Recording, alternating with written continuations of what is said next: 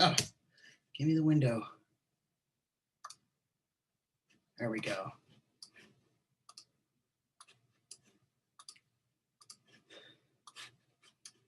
Is my sound working okay today? Cool. Awesome.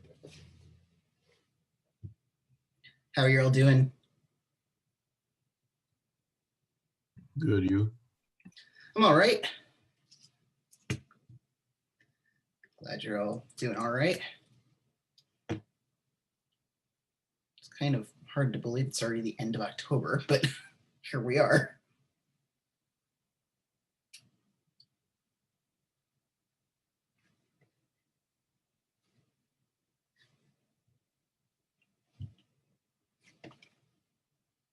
So the kitten is awake. Hopefully she won't cause any problems today.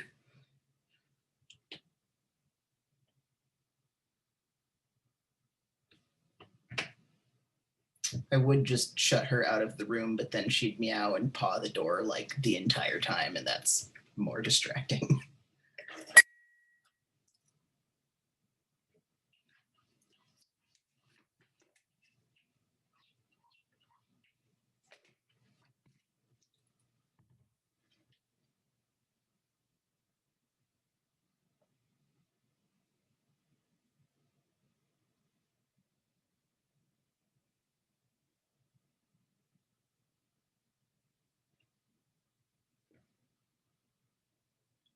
Anyone do anything interesting this weekend or just try to decompress from midterms and stuff?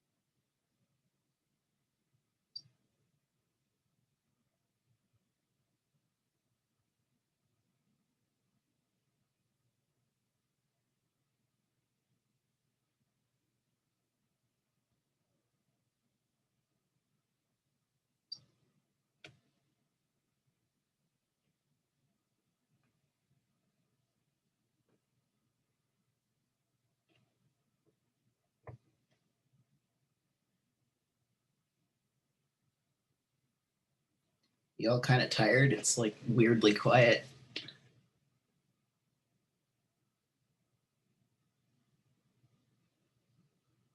Monday, yeah, that's fair.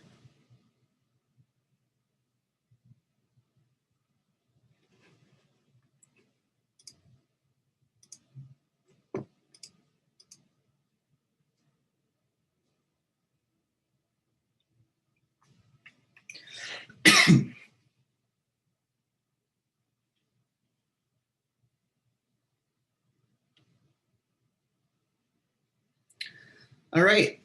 So it is now 2, so let's get started. So hopefully you all checked your grades on the test. So I got everything updated. I think I did it the day of. Maybe it was the day after. I don't know. My sense of time is totally non-existent now. But as of now, you're. It's 2 p.m. Whoops. My watch is telling me it's 2 p.m. As of now, all of the grades except for the vocab matching for sedimentary rocks are up to date. All of the quick quizzes are updated to even to you getting points even if you missed it. All of everything is filled in. The extra credit is counted on the test. So your grade right now is up to date except for that one assignment, which if you did it, then it's up to date. Like I don't have to change anything about those. So if you did that, that's there. I do also want to mention, though, that you can do the vocab stuff over. So they're set for multiple attempts. So like if you do it and only get 50% the first time, you can do those again until you get them right.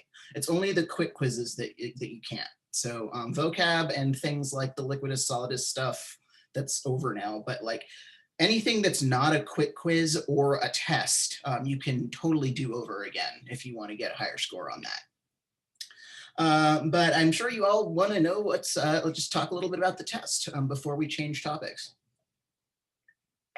So up here are the statistics for test number 2. And yeah, the average is a little lower this time. But that seems to be what happens. That doesn't surprise me that much because usually the first test goes a little better, and then the second test people are like, oh, whoa, this is more chemistry. Maybe I should have studied that a little bit more. So yeah, it went down, but it can go back up. I mean, there's 2 more. And also don't forget that your lowest one drops. And also with the range of this, like there are still some people that got in the 90s. Most of the scores are in this, again, in the middle of the range, which is kind of what you'd expect. But again, if this was not your best one, don't worry about it. And I'll talk about that a little bit more in a second. But I still want to mention, so the average time on these was still about 37 minutes. And so I want to encourage you again to use the whole time to look back over things. The highest scores were people who finished pretty quickly because they had it like down.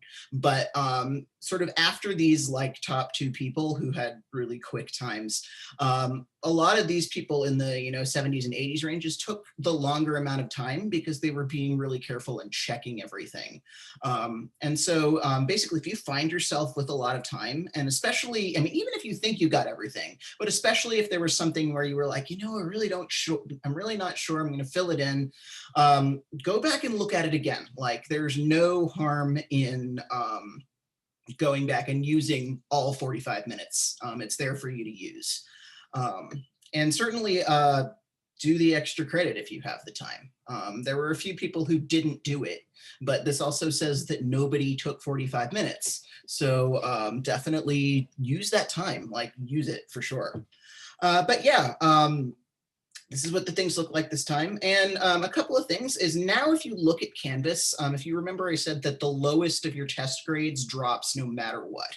No matter like whether it's just not a great score or whether you just actually forgot to take the test, your lowest one disappears. And now that we've had 2, Canvas is set to do that. So if you look at your grades on Canvas, it should have, if you look at the 2 tests, one of them should be a different color in the grade book than the others. It kind of turns yellow for me. I'm not sure what color it turns for you. But you'll notice that the lower test grade is in a different colored box on Canvas. And that means that right now that grade doesn't count. So if you got a higher score on the first test, then right now it's not counting your second test. And if you got a higher score on the second test, right now it's not counting your first test. And that will continue to update as we have the other 2 tests. So that'll always just count your highest test grades. So a couple of things also is, in general, I found that people, there's always sort of one category of rocks that's more difficult for other people, or one for each person, or one category that kind of clicks more. So there are some people where like the igneous stuff is super intuitive and they're like, yeah, I got this, this is easy. There's some people who were like, man, this is super chemistry based and it's all about molecules and I'm really confused. But then they might, like when we get to say sedimentary rocks, and a lot of it is about stuff getting bashed around. Just some of them are more intuitive to some people and less intuitive to others. So there's going to be one that, you're probably going to have one of the kinds of rocks that just makes less sense to you than the others. And that's fine. That's also why I have the lowest test grade drop. And another thing is the final exam, which is later. The final exam you can't drop, but that again it's a written thing and it's open notes, open book, open things. So, and in the past that has helped people's grades rather than hurting it. So don't worry too much about this. But if you are kind of going, oh, yikes, that's not a grade that I like. We can definitely talk about just ways to do better for next time, like ways to prepare better. And as always, like you can ask me questions at any time. You can ask me questions during lecture, either out loud or in the chat box. If you don't want to ask me a question out loud or in front of everyone, you can message it to me in private on the chat box. That's totally fine. If you want to come to office hours, they're Tuesdays from 2 to 4 on Zoom. If you can't come to office hours, I'm happy to make an appointment if you want to talk about stuff. And with this test or with the first test or with any test or any assignment really, if you want to talk about them question by question, I'm happy to do that in office hours or in an appointment. But yeah, so that's kind of where we are on the second test. So how are you all feeling about that? Does anyone have any questions about that?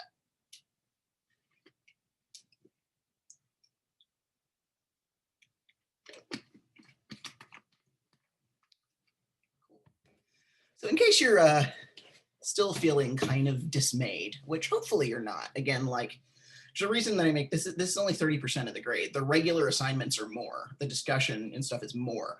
But in case you're still like, man, it's halfway through the class now, I would love to make up more points. There's good news for you. So today I'm going to introduce the first of 2 extra credit opportunities that is not related to a test. So as you noticed, both tests so far had a couple of extra credit points. The other tests will also have a couple, but now I'm going to give you an opportunity to get some extra credit in the regular assignments category. So if you remember the regular assignments category, which is the quick quizzes and the vocab and all of the stuff that's not tests, is worth 50% of your grade. And so here's a chance where you can either gain back the points that you might not have gotten on quick quizzes, or you can actually push yourself over. So by the end of the semester, there will be the potential for 20% of like extra credit in there. So it could be, you could end up with 120% of the regular assignments category, which would translate to getting 60 out of 50 in your final grade, which would bump your grade up, even if it's not in the test category. So it's definitely a good idea to do these. And so the first one is that you're going to watch a movie. You're going to watch Dante's Peak, which is honestly, there are a lot of really, really terrible disaster movies out there, and this is one of the least bad. I mean, there are definitely still some problems with this movie. It is also very, very, very clearly from 1997. But there are a lot of awful movies out there, and this one is not nearly as bad as some of them. So what you're going to be doing is watching Dante's Peak. I don't know which streaming services it's currently available on, but it's an old enough movie, it's usually pretty easy to find. And so you're going to watch this and answer some questions. And so I'm going to post those questions. They'll go live on Canvas right after class. And you're going to have a month to do them, basically. You're going to have until the class period after our third test to do this. So depending, I mean, I would still recommend doing them because it can't hurt you. Even if you have 50% out of 50, even if you have 100% of the regular assignments grade already, you can get up to 110% or 120%. So it's still totally worth doing. Yeah, so you're gonna watch this, answer some questions and upload them. And it'll be worth those points. And the second one, the second extra credit, that's like this, I'll give you right before our fourth test. So you'll have a little bit less time to do that one, but you also won't have other assignments to do at the same time. So any questions about that?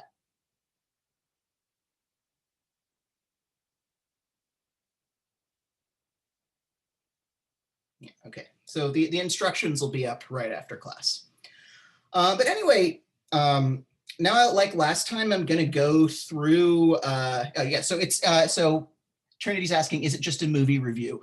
So it's going to be, there are some specific questions that I want you to answer about the movie. And so they'll be up at the top of our Canvas page under the like important links category right after class. So there's 5 specific questions that I want you to think about when you're watching that movie.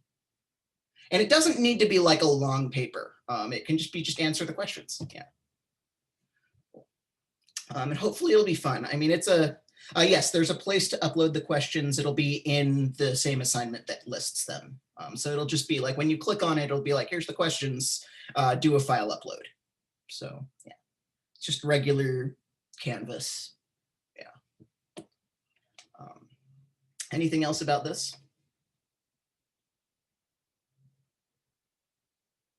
All right.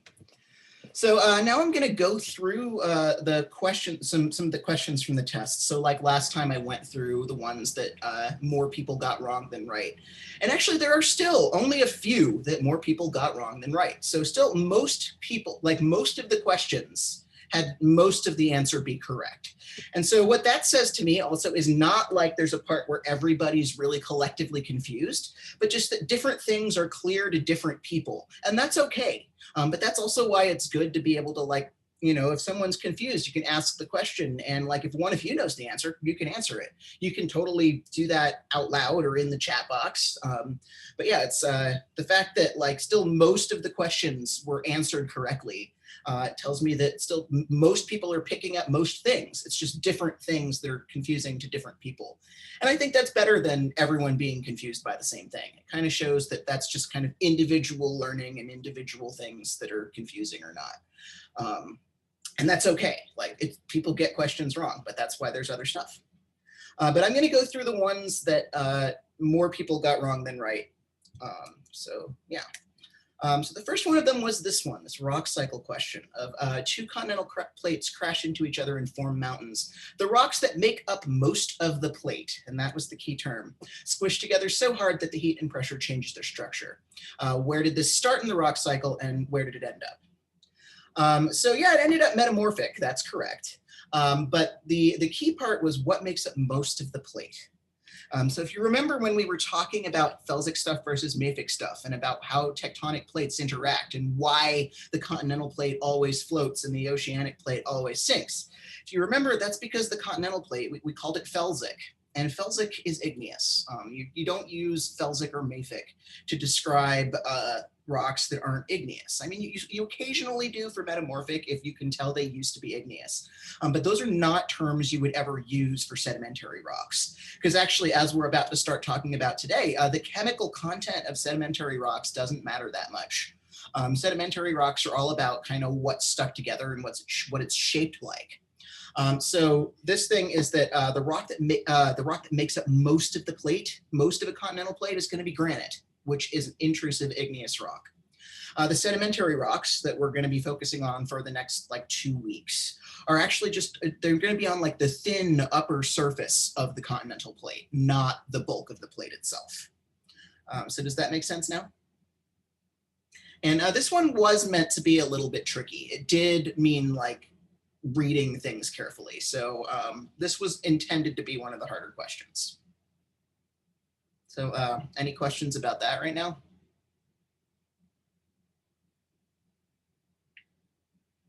Cool. And if you think of one later, just feel free to type it, ask it, email me. Moving on. Okay, so this one, I didn't put the chart up, but just it was using the chart. And the good thing is the wrong answer that most people put is, the wrong answer that most people put is the one that's closest to the right answer. And so this is just a matter of being careful. Like I know I made it so you don't have to draw like a ruler straight line, but like if your line is wiggly all over the place, then that's not going to be good. And also just making sure to read the chart really carefully.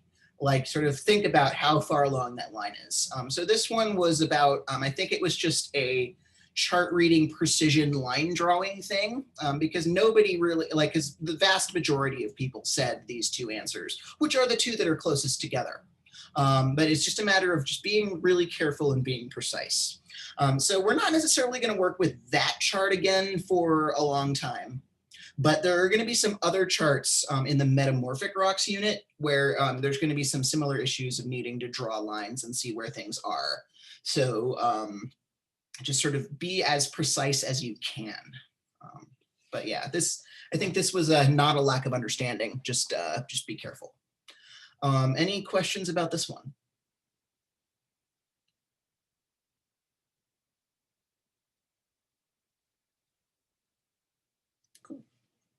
Right, moving on. So actually the next three are kind of about explosivity. And so why are volcanoes at continental hotspots more explosive than those at oceanic hotspots? And so most people said this first one, which is that continental plates are thicker, which they have to burn through more stuff, which means there's more volume. And so volume is one of the things that leads to, that it influences the size of an eruption. But it doesn't necessarily influence how explosive the eruption is. Like you can have a whole lot of magma and it will erupt out as lava flows that aren't explosive at all. So in oceanic hotspots, like in Hawaii, there's actually an enormous amount of volume, but they don't really explode. They just kind of ooze. And the reason they don't explode is in an oceanic setting, there's not a lot of volatiles. But in this case, the correct answer was C. It's the continental plates are felsic, which means they melt into viscous lava, which is more explosive. So that idea that the continental plates are made out of intrusive igneous rock mostly. They're mostly granite, which is sticky. It's the light, fluffy marshmallow fluff of rocks. You can't just like pour it out of the way. You have to blast it out of the way. And so in this case, also the oceanic plates are mafic. So there's not a lot of volatiles and the rock isn't very sticky. So they just ooze in an oceanic hotspot. But in a continental hotspot, it's melting through a whole bunch of really sticky stuff that holds a lot of volatiles. And the only way to get rid of the sticky stuff is to blast it out of the way. So does that one make sense?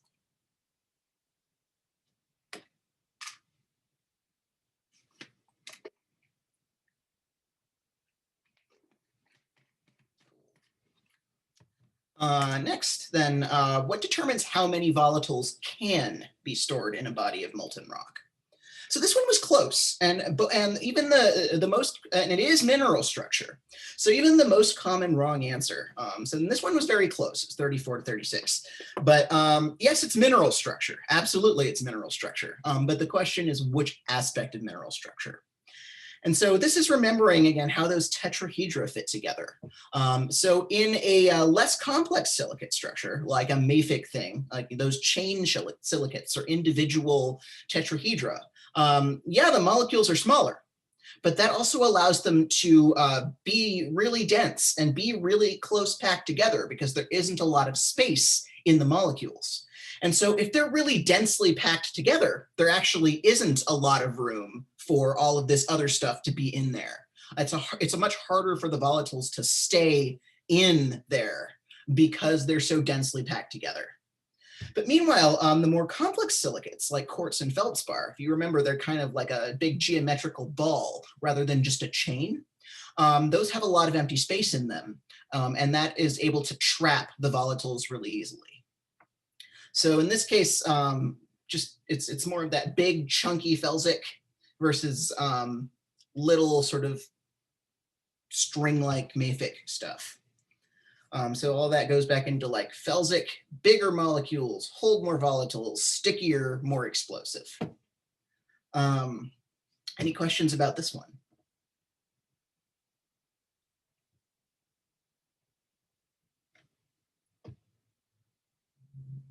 Cool. So this one, I brought it up just because it's related. So this one, more people got it right. The most selected answer was the right answer, but it's also close. And it's just another related thing about explosiveness and volatiles and stuff.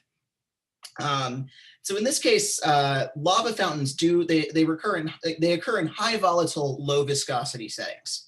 Because if you remember, a fountain is like, I mean, it's a fountain. Like think of a fountain of water, but just replace the water with lava. It's not an explosion, it's just kind of a spray. And that's because a low viscosity lava, like a mafic lava, again, think of the chain silicates, is more likely to, it's not going to trap, it's not going to actually it's not going to be sticky. It's not going to block the opening of the thing. So if there is a situation where there's a lot of volatiles in there, although again, this stuff cannot hold as many volatiles as a felsic thing can, but if there's still a lot of them there, it's going to make it spray rather than explode because this is like, it's very runny. It's not going to get blocked. And so if it's runny, it's going to spray like water and make a lava fountain. Whereas in this case of high volatiles and high viscosity, that high viscosity stuff, like we were saying, it's going to plug the hole. It's going to be very hard to get it out of the way without blowing it up. And so blowing it up in a big way doesn't make lava fountains, it makes pyroclastic flows. So does that make sense? I think that was the last one of those I know. Oh yeah, there was one more that was also related, just related. Then given the same volume of magma and an equal amount of volatiles, which will make the largest explosion? Again, most people got it correct, and the most selected thing was rhyolitic, which is correct because it's felsic, it's sticky. But in this case, a lot of people said it was the same amount of volatiles, so the eruption will be the same size. But it's the same issue, is that something more mafic isn't going to be able, isn't going to block the hole. It's just going to ooze out. It's going to fountain out. Whereas something that's rhyolitic is going to need to be exploded out. Again, this is the idea of like, you know, you open, whoops, you shake the bottle of Coke and open it, and it sprays everywhere. Meanwhile, if you shake the bottle of champagne, for example, it's going to just blow the cork right out without you even opening it. Does that make sense?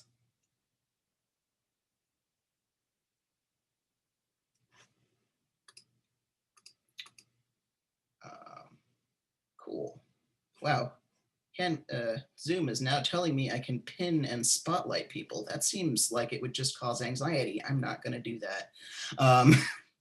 Anyway, so does anyone have any questions about any of those questions?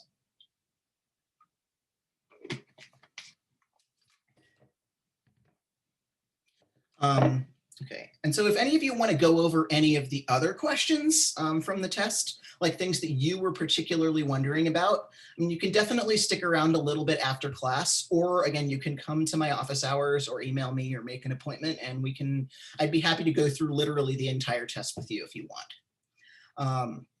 So yeah, so that's it for the test questions. But I want to talk a little bit about the extra credit that was on the test. So thank you so much for filling that out, because it's important for me to know kind of what's working for this class. And so kind of seeing what's working and what isn't, and what would be helpful and what's not, can help me make things better for the rest of the class. And so I really appreciate you giving me those thoughts and opinions.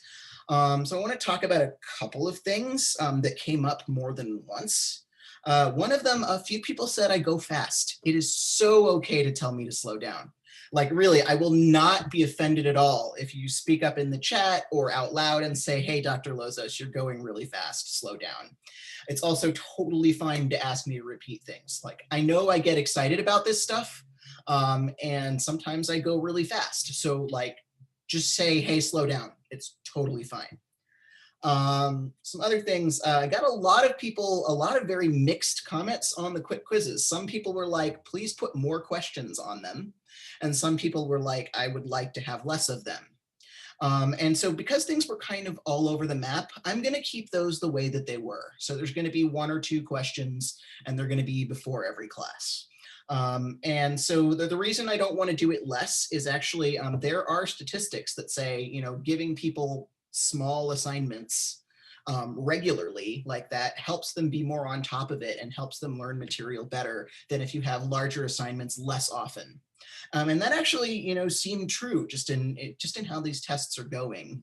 The last time I taught this class, the average score on the igneous rocks test was lower than that. So I think it is helping. And if you're having, and so I'm going to keep doing those the way they are. So if you're having trouble, remember to do them. No, there was no quick quiz this week because we didn't have because we had a test.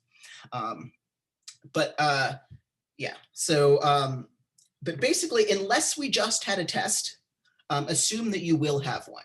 And so my suggestion is just to like, if you're having trouble remembering, just tell yourself to get to Canvas like at 1:50, like at 10 minutes before class starts, and just do it then. So you don't forget to do it. And it's just going to be there. They're never going to be more than 3 minutes long. So you don't have to put a lot of time. So just if you're having trouble remembering, just do it right before class or even right after class. I'll hit publish right after class. And so the vocabulary ones will be for each new topic, and I'll tell you when those are going to be up. But just assume there's going to be a quick quiz every time, unless we just had a test, or unless it's if it's a holiday, like if there's a holiday, it'll be due before the next actual day of class. See what else. I should have made a list of the things I wanted to talk about. Oh yeah, a lot of people mentioned study guides and asking for them, and we have them. I've been posting before every new topic on Canvas a thing that says note-taking / study guide, and it lists all of the things that are going to be on that I will be in the lecture and the things I'd like you to know for the test. The book is going to have more information than is necessarily going to be on the test. But those things that I've been posting before every topic are going to list all of the stuff that we need to know. That's all. I wrote those lists. They're things that I will test you on. And so it's a good idea to like have that up and be looking at it while you're listening to lecture and taking notes. Another thing is the really good way to study those is if you'll notice they're phrased in ways like understand how this works, know how to describe that, know how to identify this. So what I would do when studying with those is to actually go through each bullet point and go, okay, do I understand this? Do I know how to do that? Like ask yourself, like, can I do the thing that it says? And if you can't, then go back and study that. And so I can, for the next test, like list which study guides are going to be involved, although it's the ones since the last test. But I can certainly do that. And also what I've been doing is posting them before class. Would you like me to post them at the same time as I post the vocabulary from now on?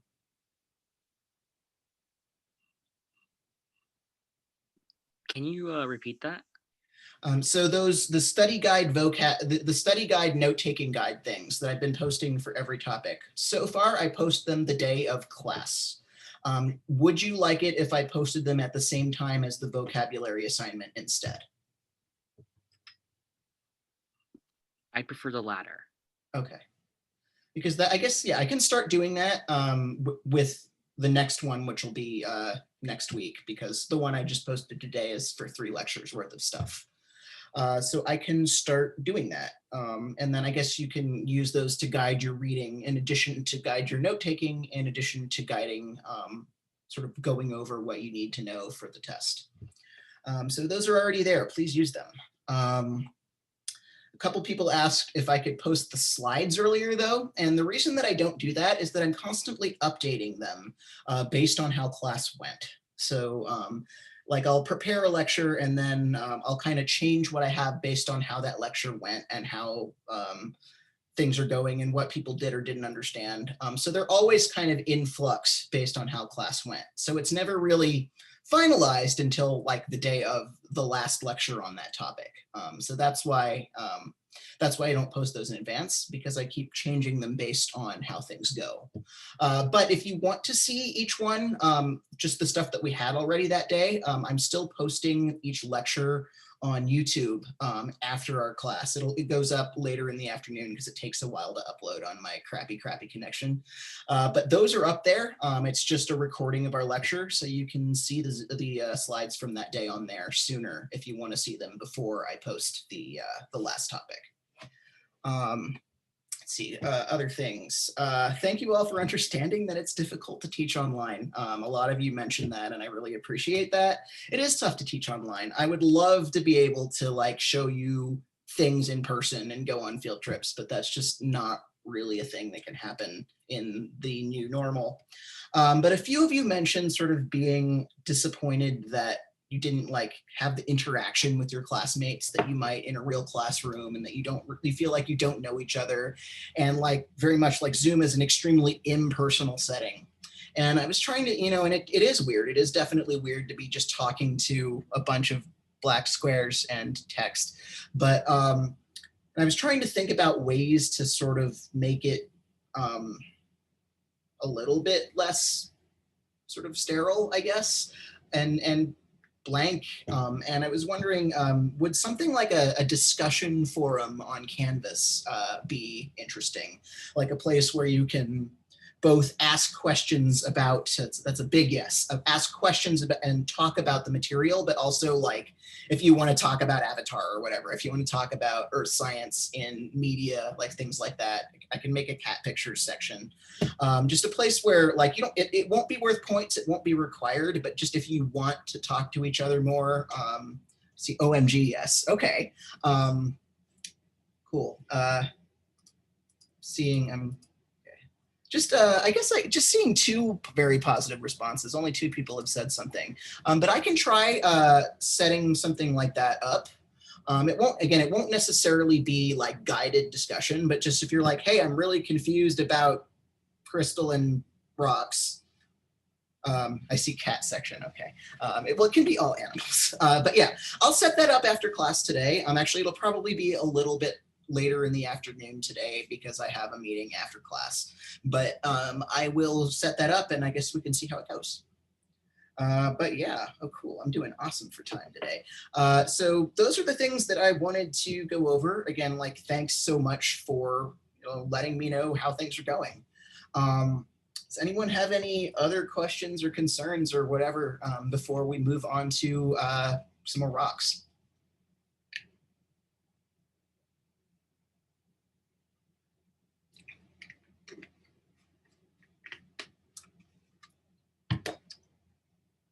Cool.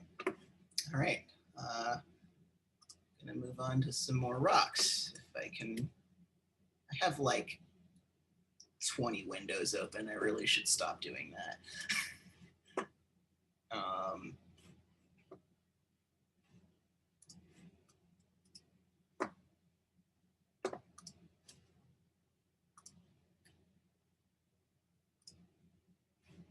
Oh, that killed the chat. I hate that it kills the chat window every time you change which screen you're sharing. Okay, do you now see the definition of a rock on the screen? Cool, okay, good. Still just thinking about that time it randomly showed you the lecture from my other class. But anyway, let's get back to talking about rocks. That's a thing that should be, I guess, happens in every geology class. So we finished with our igneous rock stuff. And so in the context of igneous rocks, again, we had our, well, all rocks are coherent, naturally occurring solids. They consist of an aggregate of minerals or sometimes a body of glass. And so in the context of igneous rocks, they occur by rock melting and then cooling, and these mineral crystals forming based on the speed of cooling. And as we just talked about it was super chemistry heavy. Everything about igneous rock classification and behavior, everything about volcano formation and explosiveness ties back to chemistry. But with sedimentary rocks, you barely have to worry about that. We are not going to talk much about chemistry at all. We're going to talk a lot. So sedimentary rocks have a lot more to do with the physics of how things break and stick back together.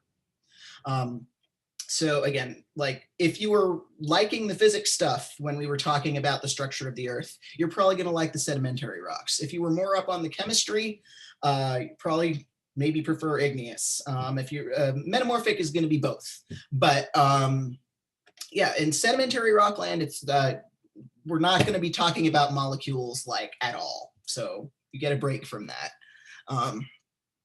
But yeah, so here's our definition of a rock. And if you remember our three groups, igneous rocks are formed by solidification of molten rock. But now sedimentary rocks are formed by fragments of stuff that have become cemented together, that is stuck together, or by precipitation from solution, which is, it's a chemical process, but we're not going to be talking about it in terms of atoms or molecule shapes or anything. It's stuff that got stuck together.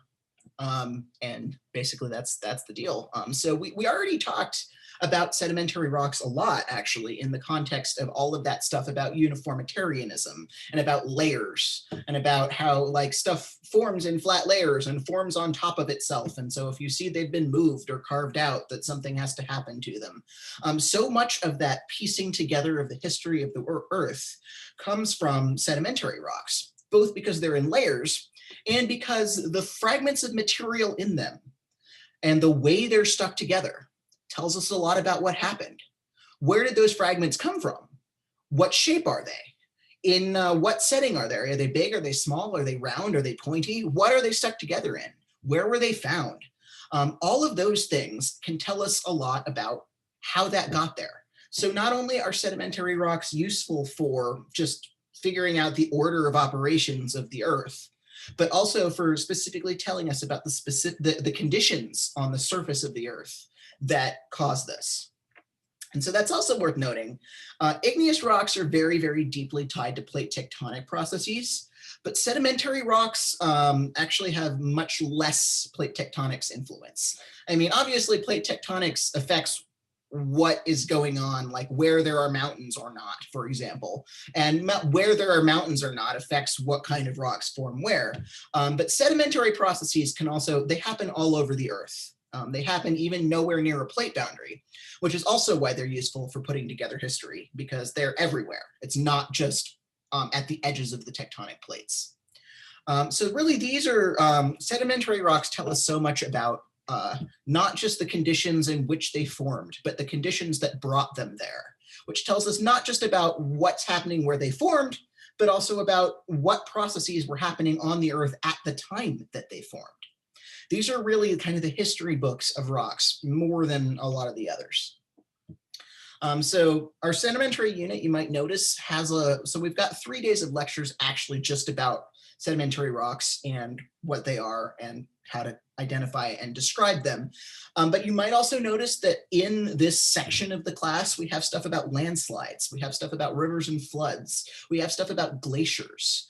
And those are not rocks. But they are things that either are influenced by sedimentary rocks or help create certain kinds of sedimentary rocks. So this is all about, like, if igneous rocks and metamorphic rocks are all about crazy stuff going on inside the Earth, sedimentary rocks are about all kinds of action on the surface. You can see these forming, certainly more than you can see metamorphic rocks forming. You can see some igneous rocks form, but yeah, so we're really on the surface of the Earth walking around. And so to get back to that point where a lot of people were like, yeah, the continental plates are made of sedimentary rocks. I mean, they're not, but that's, again, a very like reasonable wrong answer, just because you're gonna see these on the surface and only on the surface. You're not gonna have these very deep. So just any question about the general definition of sedimentary rocks?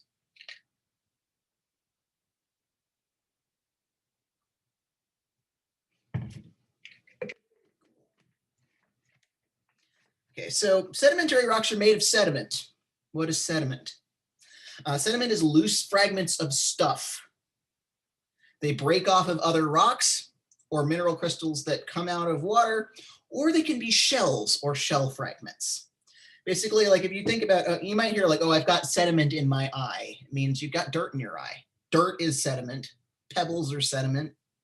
Basically, sediment, it's loose stuff. Like here's your technical definition from the book, which hopefully is familiar from the vocab exercise. But yeah, it's just stuff. Sediment is not a rock yet. It might have been a rock, but then it's too broken apart to stay a rock.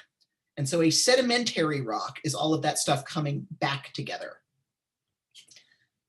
So you can have stuff that was an igneous rock, was a metamorphic rock, become a sedimentary rock, but it has to get broken apart, transported to another place, dropped off, and stuck back together in order for that to happen. Sedimentary rocks are very much about a process of movement in addition to a process of becoming a rock. Does that make sense?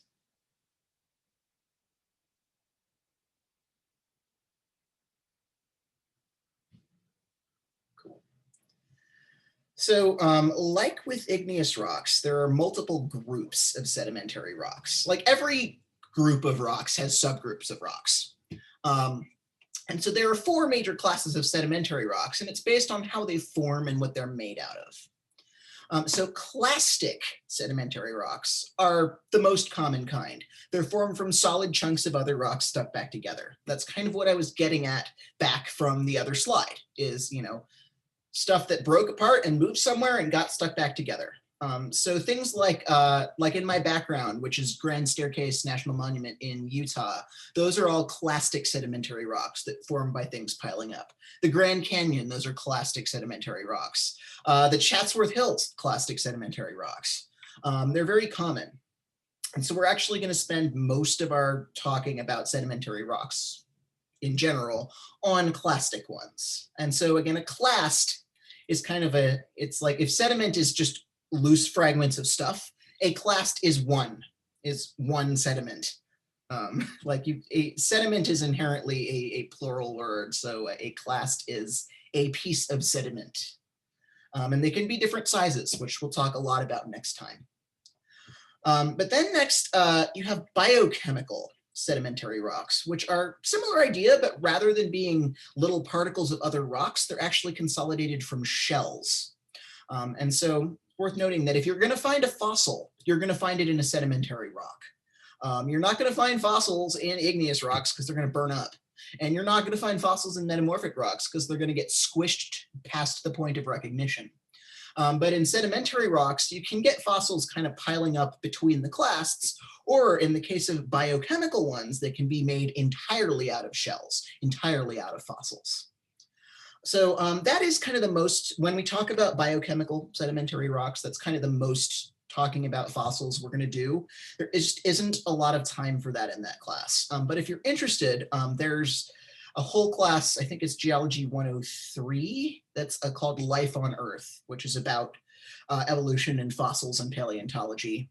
And also, if you're looking for an upper division gen ed class, like an upper division physical sciences general education class, there's a whole class on dinosaurs. If you're going to find a dinosaur, it's going to be in sedimentary rocks. Oh, that actually does remind me of one other thing that I wanted to say earlier, though. A lot of people were like, this is cool and all, but I'd love more stuff that's specific to where I am. And so that's kind of the nature of a survey class like this, is it has to be a survey. It has to talk about a whole lot of topics in a very, very general way.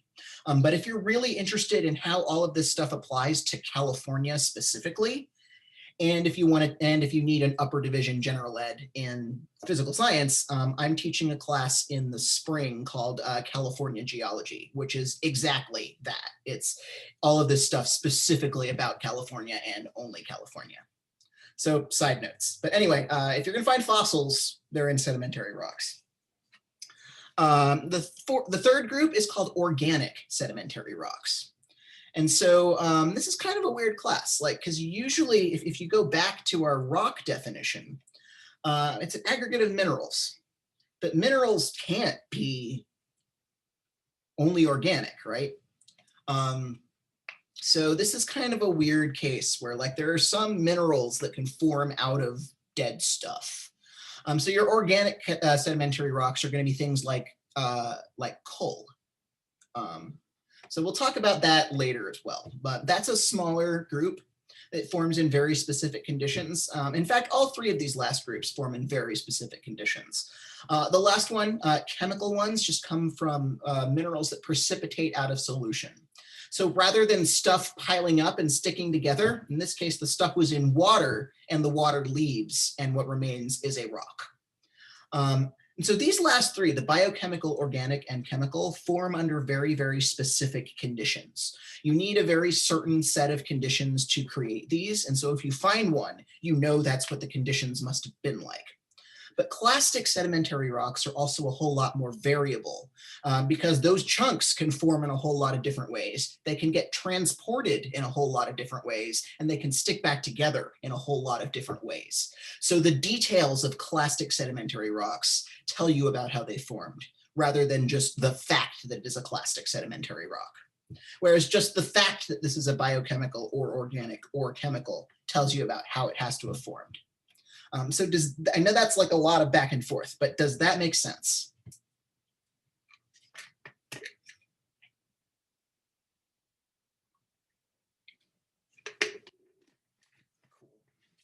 And if it's not, I mean, never be afraid to ask, but also we're going to go into all of these in a lot more detail before the end of the month.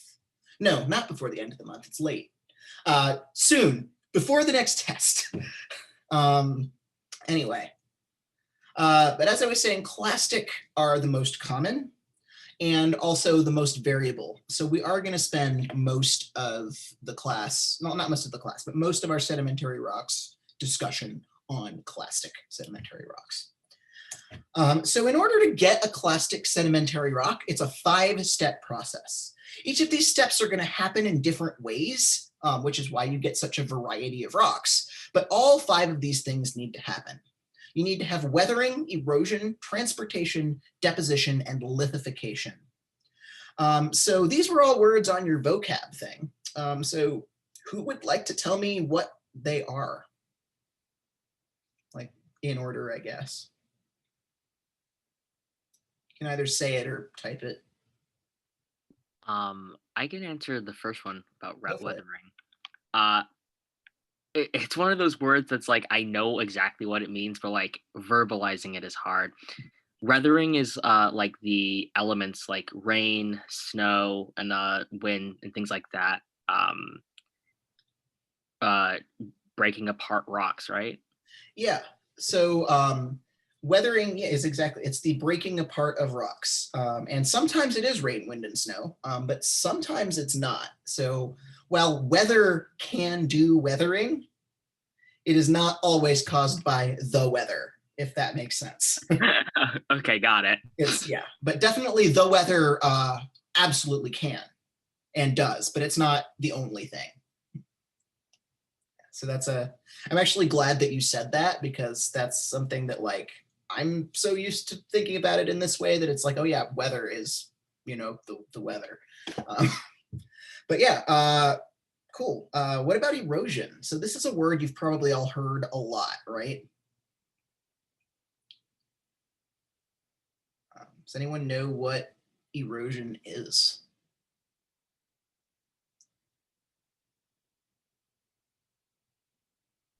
Well, see, this is like why I say it's kind of confusing, like knowing the definition, because to me, weathering and erosion are kind of the same. Yeah.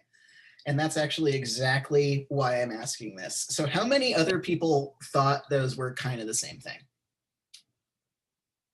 And don't feel bad about it, because it is very, like, that's why we're talking about this, because they're not, but it's not as commonly well known. Yeah, a lot of people thought they were the same thing. Yeah, so that's why we're talking about it. Weathering, so the distinction here is that weathering is just breaking down the rock, and then erosion is when the stuff that's broken down falls off the rock that it came from. So they are extremely, extremely related. But you can have a rock that is weathered and still kind of just hanging out in place. The stuff that's weathered can just be like sitting on the rock that it came from. But then erosion is when it detaches. Like if something has weakened and is detached but is still sitting on top of the rock, we say it has weathered. But as soon as it falls onto the ground, then it eroded. It's a very, very fine distinction that will make more sense after today's Monday, after Wednesday's lecture. We're going to talk about weathering today, and then we're going to start with erosion on Wednesday. But yeah, they're very, very related, but not necessarily the same. You can have rock that is weathered but not eroded, and it will look exactly like a solid piece of rock. Like it will look like freaking granite, but then if you put your hand in it, your hand just sinks in because it's so weathered that it's just structurally not a rock anymore. But it hasn't eroded because just nothing has caused it to detach. Yeah, I see. Whoa. No, it was like, so that weathered granite thing, that was like one of the weirdest things I have ever personally experienced in a geology setting, because I didn't know that rock was going to do that. It was just, it looked like granite, and I touched it and my hand went like squish, and I was like, I'm an earthbender. But it was weird. Anyway, more about that later. I'll see. I might have taken a picture of that. I'll see if I can find it for next time. Or I guess I can find it and put it on the forum that I'm going to set up. Professor Topf. I'm not as cool as Topf. But moving on, what do you think transportation is?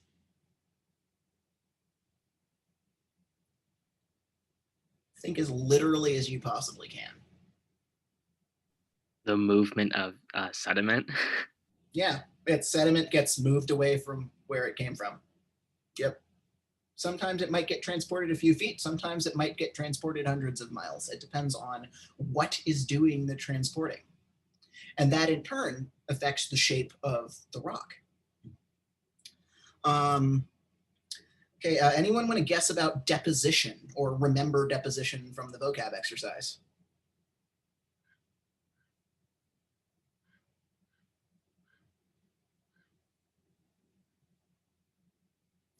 Look at the word itself. Again, a lot of geology words are very literal. So deposit, you think? When the sediments, like, after they've been done moving, they like stay somewhere. Exactly. Yeah, it's deposited. It's just like you deposit your money in the bank and it stays there, hopefully, in an ideal world. I had my credit card canceled this weekend because not. But yeah, if you deposit it and it stays. So transportation is the sediment is on the bus, and then it gets off the bus at the bus stop. It's deposited. It stays there. There's not a literal bus. But does that make sense? So this is this getting from point A to point B. It weathers, it erodes, it's transported, and then deposition is where it gets to the place where it's going to become a new rock. And so then what is lithification?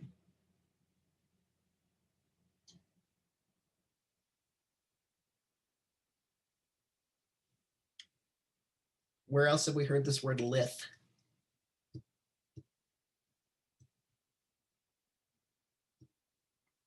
The lithosphere? Yeah. And so do you remember what lith means? Layered, right? Nope. Yeah. So lithos is Greek for rock. So you're gonna see that Isn't one. it when they become like pressured together or something? The rocks? Yeah, so lithification is the process by which they turn back into rocks. Because for these first 4 steps, it's still just sediment. And then it takes lithification to turn that sediment back into rock.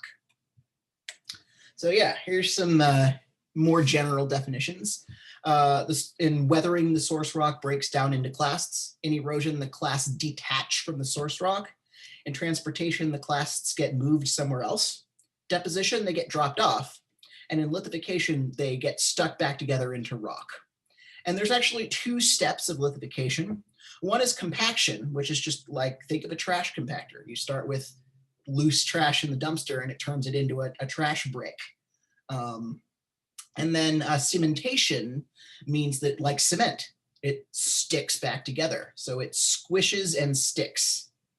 Wally is the is compaction and not so much cementation. But yeah, just think about it. It's a compactor and cement. Very literal. Like in general, like if you're ever trying to think about what a word means and like you forget what it means, for a lot of them, if you can just think about like as literal as possible, you're probably gonna be fine. It's especially true when we talk about things like earthquakes, actually, but that's later. But my cat just knocked something down. Anyway, this is the 5-step process of forming a clastic sedimentary rock. And so what we're going to do for a little while, so today we're going to talk about weathering. Next time we're going to talk about the other 4 and about how to classify and describe clastic rocks. And then we're going to finish doing that and talk about the other 4 kinds of sedimentary rocks, or the other 3 kinds, excuse me, of sedimentary rocks on Monday. So this is going to be a 3-lecture topic, so you're not going to have a new vocab until next week.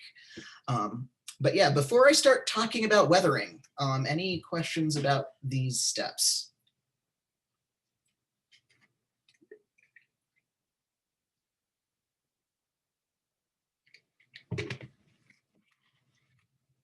All right, then let's talk about weathering.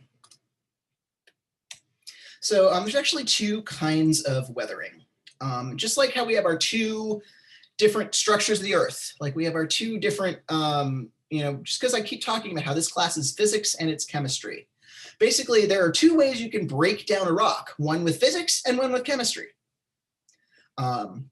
So that kind of two ways of doing things are very pervasive throughout earth science. And actually, like, if you're more interested in the physics, you can be a geophysicist. If you're more interested in the chemistry, you can be a geochemist. If you really just like putting the pieces together as a puzzle, maybe you're want to just be a regular geologist.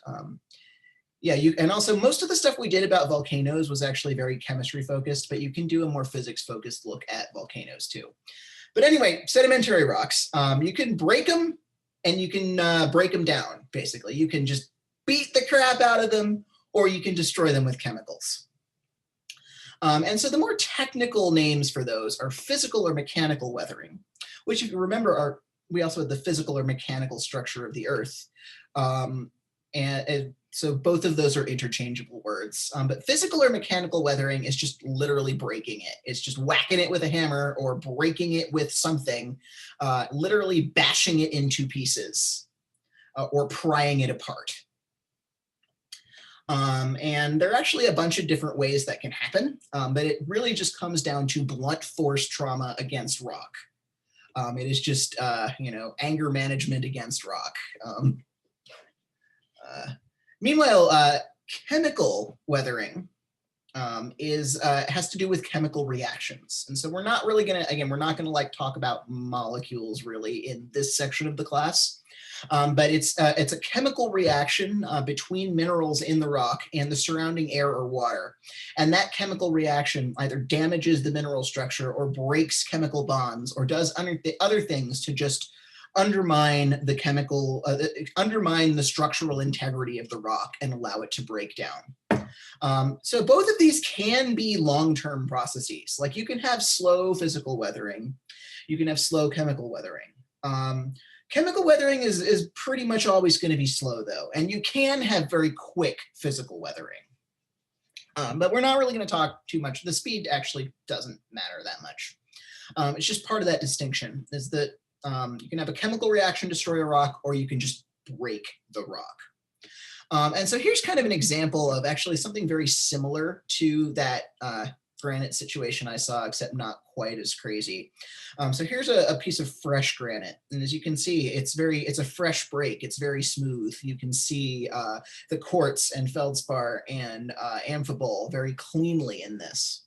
But here, if you look at the weathered granite, you can see, even though there's kind of some of the same elements, it's a lot more bumpy and cobbly and kind of almost a popcorn looking texture, right? Do you see the difference here? Yeah, so in this case, this is actually mostly coming from chemical weathering, because as it turns out, certain minerals are weaker than others and just weather. See, I screwed it up too. It's a very common mistake. They weather differently and weather out. And so you have the more resistant minerals are left and the less resistant ones are gone, and you get this texture. So in this case, because you can see this rock hammer still sitting on it, it's still probably going to feel pretty solid, just very rough. Like, if you've ever gone rock climbing at like the Alabama Hills in Eastern California, it's all weathered granite. This will tear up your legs like a cheese grater. It's kind of terrible. But weathered granite is still going to feel very rough. But if it's super duper weathered, you might be able to just like squish it. Again, I'll see if I can find, I think I took a picture of that. It was in like 2008, but I think I still have the picture. But anyway, we're going to talk about these two different kinds and the way these happen. Actually, no, before I do that. So here, this stuff that's here that is still sitting on the outcrop, is still sitting on the pile of rock. We call that weathered granite. But as soon as it like falls on the ground here, then it has eroded. So any questions about that?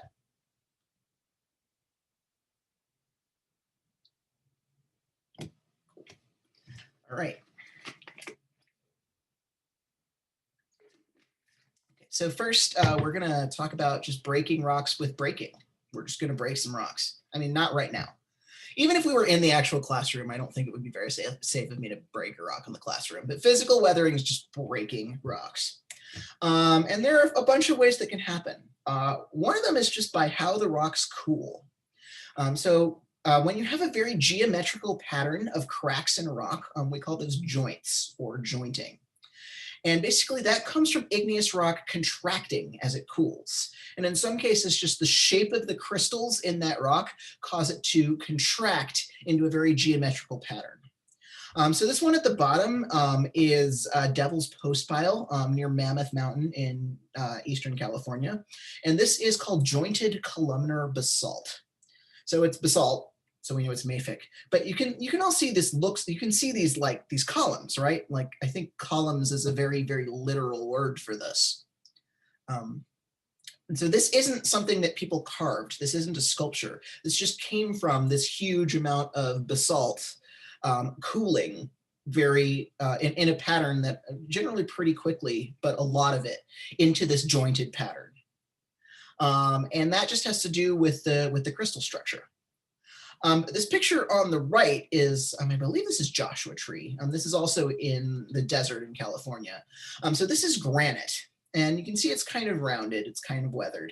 But do you see also that there's this pattern of lines kind of crossing the screen, sort of from the upper left to the lower right?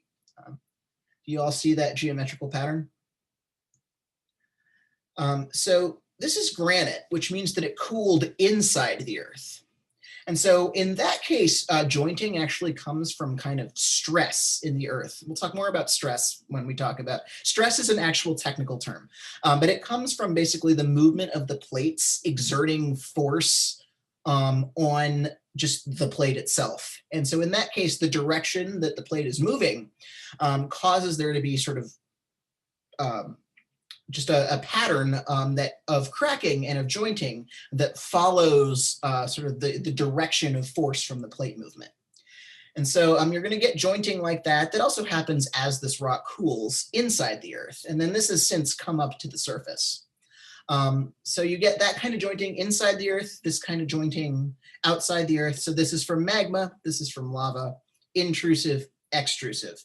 But jointing is very much an igneous rock thing that happens. So any questions about that?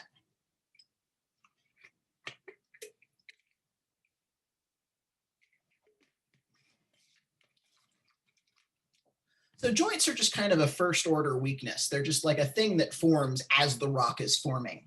But once something is already kind of jointed or broken, or once you have a crack from one thing, it's even easier to start cracking that thing, right? Sedimentary rocks can joint, but that has a lot more to do with other weathering processes. The joints that form in sedimentary rocks form sort of after the fact, whereas the joints in igneous rocks form as the rock cools. Does that answer your question? And a lot of the times, like you'll see things that look like joints that are actually kind of boundaries between layers in sedimentary rocks. Because different layers will be different strengths. And by the way, weathering can affect sedimentary rocks too, in addition to creating sediment. But once you have a crack in something, it's easier to keep cracking it, right? Like, so if you think about, like, if you're trying to chop wood, it's harder to chop something that is a totally solid log than it is something you've already started to break. Or it's easier to tear a piece of paper if it's already got a tear in it than to tear something that is untorn. And so a lot of times physical weathering will sort of exploit existing things like joints or existing cracks from other things.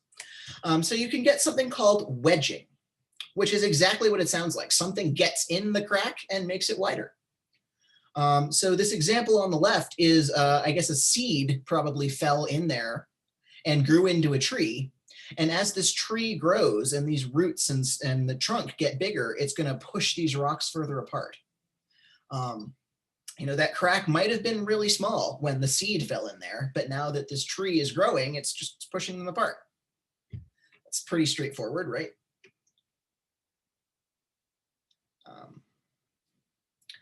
In the upper right, you have something called ice wedging. And so this is a seasonal process where, water expands as it freezes into ice. And so in this case, if you get water in the cracks in rocks, in the joints and fissures and things in rocks, then as long as it's liquid, it's still going to do some weathering. But as soon as it freezes, as soon as it gets cold enough to freeze, it expands and pushes the walls of the crack further apart. And so year after year, once a crack gets wider, it can hold more water, which means when the water freezes, the ice pushes it even bigger, and so on and so on and so on. And so you can get a slow breaking apart by ice. So that's called ice wedging. Just year after year after year, things getting bigger and bigger and bigger. And then this one on the lower right is called salt wedging, which is kind of a weird one. But this one tends to happen in places like near the beach, like places where there's a lot of salt, or places where there's sometimes in the desert where salt will be a sort of something left behind by evaporation. But basically is the salt will kind of wedge its way, like the salt will sort of not evaporate, will like precipitate out kind of around other clasts. So like this is a sedimentary rock that probably had larger chunks of rock in it, but then the salt gets in there and kind of gets behind the other rocks, and the salt is slipperier than the other rocks, so they just kind of pop out over time. So if you see a rock that has like lots of holes in it like this, it's probably salt helping ease things out. Does that one make sense? That one I know is a little weird, but any questions about wedging?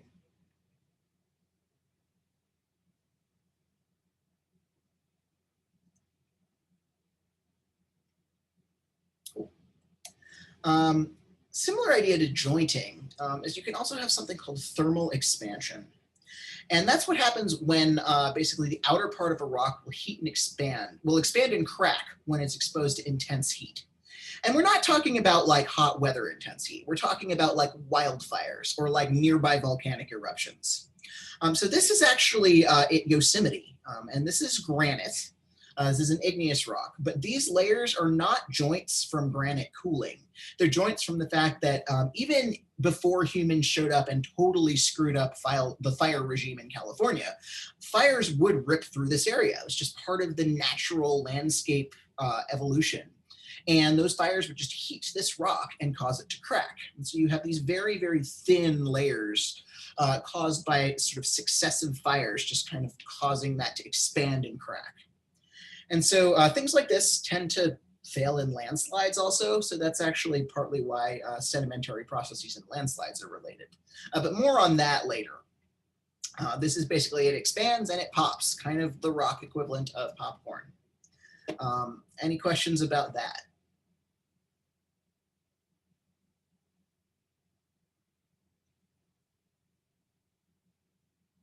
Cool.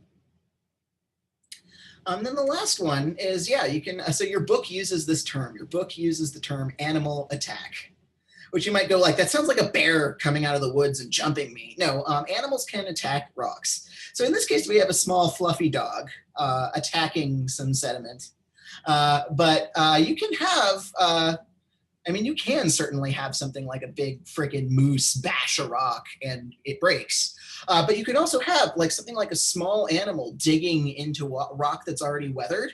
Absolutely counts as additional physical weathering. Also, a human with a jackhammer. We are technically animals. That's animal attack. A geologist with a rock hammer wanting to find out what's inside that goes up there and whacks it. That technically counts as animal attack.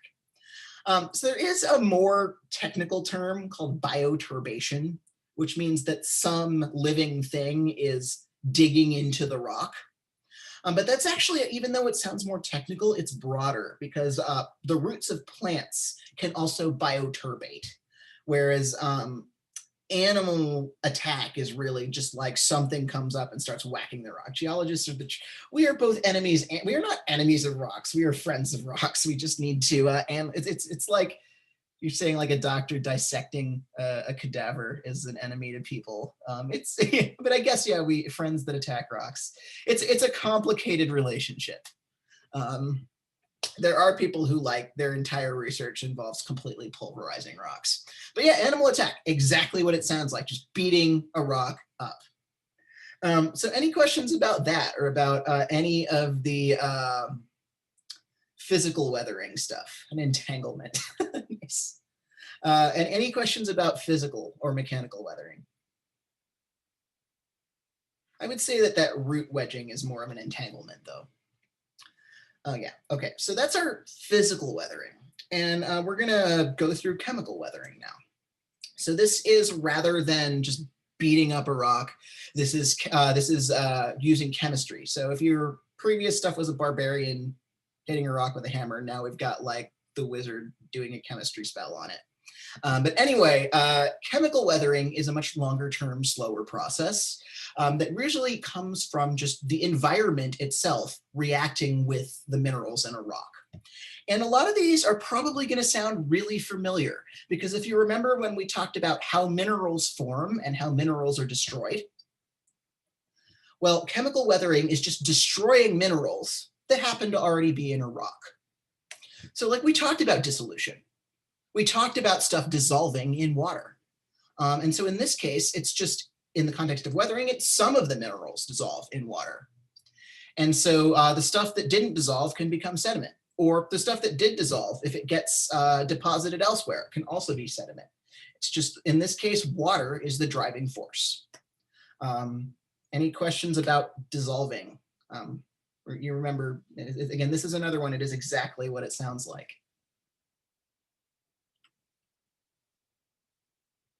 Cool. You can also, though, have, water can do a lot of things. It's actually kind of the main driver of chemical weathering, but it can do something called hydrolysis. And so in this case, rather than just the rock, the minerals dissolving in the water, in this case, the water has an actual chemical reaction to certain minerals, and it turns them into different minerals. It actually works its way into their chemical structure and turns them into something else, usually something that's weaker. Usually putting water into a chemical structure will actually make it weaker. And so this is another example of a piece of granite. And in this case, feldspar, and specifically potassium feldspar, really weakens a lot when water is added. Potassium feldspar, when you introduce water to its chemical structure, will turn into a clay mineral. And so, and in that case, clay is soft. Clay just kind of melts away. And so you're left with the harder things. You're left with the quartz, you're left with the amphibole, and all of the potassium feldspar turns into clay and goes away. And so this is actually the most common kind of weathering you're going to see on granite. And that's definitely what was going on in that piece of granite that was squishy. So does that make sense?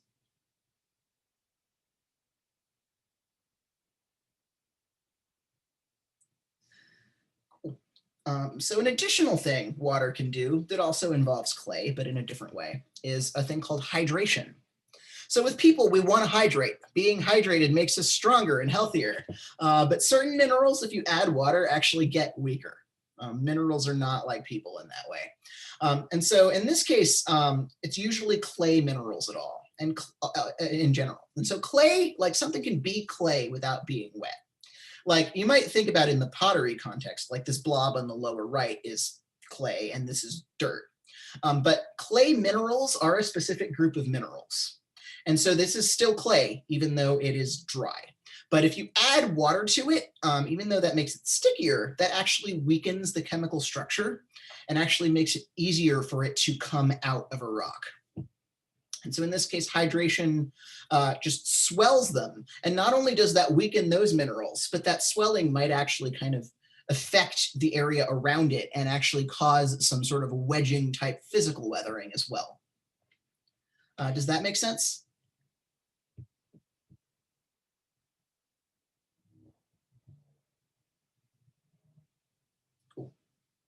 And then the last type of chemical weathering I'm going to talk about is oxidation, which we already talked about when we talked about how minerals get destroyed.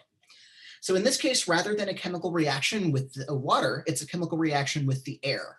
And it usually involves iron-rich rocks. So this is going to affect things that are mafic a lot more than things that are felsic. It's going to affect things that are have iron in them. And it's literally just, it's rusting. It's basically, you can get stuff that's basically rust on rocks.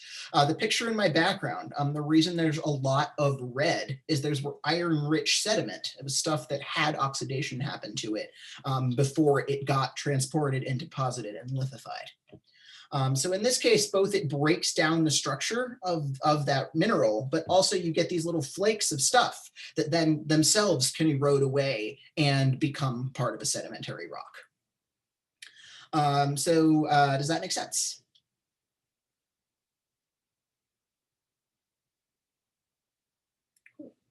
Okay, so with that, we've talked about how you can form sediment. That's it for today. Next time, we're going to talk about how it turns back into rock. So feel free to take off. I'll post the next quick quiz and the extra credit right after this. Video will go up as soon as it uploads. And if you have any questions, I'll stick around. If not, I'll see you Wednesday or maybe in office hours tomorrow. Thank you, Professor. Thank you all. Thank you. And I'll send an email once I get that forum set up.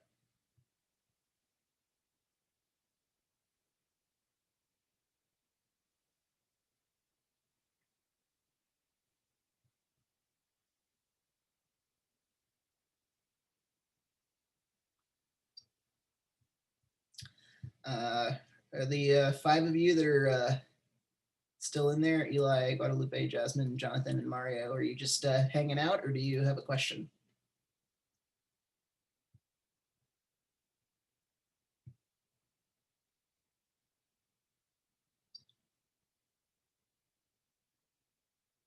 All right, I'm gonna end the session. So if you do have a question, just email it to me or come to office hours, and I will see you later.